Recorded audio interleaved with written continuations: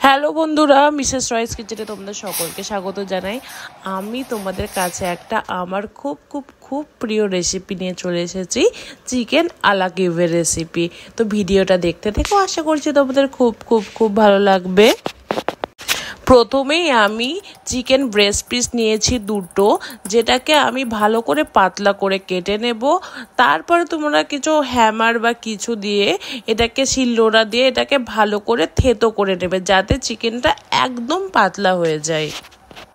তারপর আমি কিছু ধনে কুচি কেটে নেব, আর একটা 100 গ্রামের বাটার নিয়েছি, যেটাকে আমি 5 ভাগে ভাগ করেছি। ধরো তো একটা 20 গ্রামের করে আমি ব্লক কেটে নেব লম্বা লম্বা করে। আমি এখানে 4টে ব্লককে বাটারের ব্লককে ব্যবহার করব। তো বাটারগুলোকে ভালো করে আমি ধনে কুচিতে মাখিয়ে নেব। আর এখানে যেহেতু আমি 4টে আলা কিউব বানাচ্ছি, তার জন্য তোমাদের 2টো ব্রেস্ট পিসই যথেষ্ট। তারপর চিকেনের মধ্যে বাটারগুলোকে এইভাবে ভেতরে ভরে ভালো করে রোল করে নিতে হবে।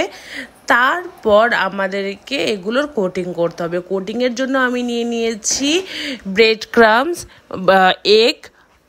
প্রথমে ডিমটাকে ভালো করে নুন দিয়ে গুলিয়ে নিতে হবে। তারপর কিছুই না, যেইভাবে কাটলেটের কোটিং করো সেমভাবেই আমি এখানে যেহেতু ময়দা ইউজ করিনি, পুরোটা শুধু ডিমেরই কোটিং করব।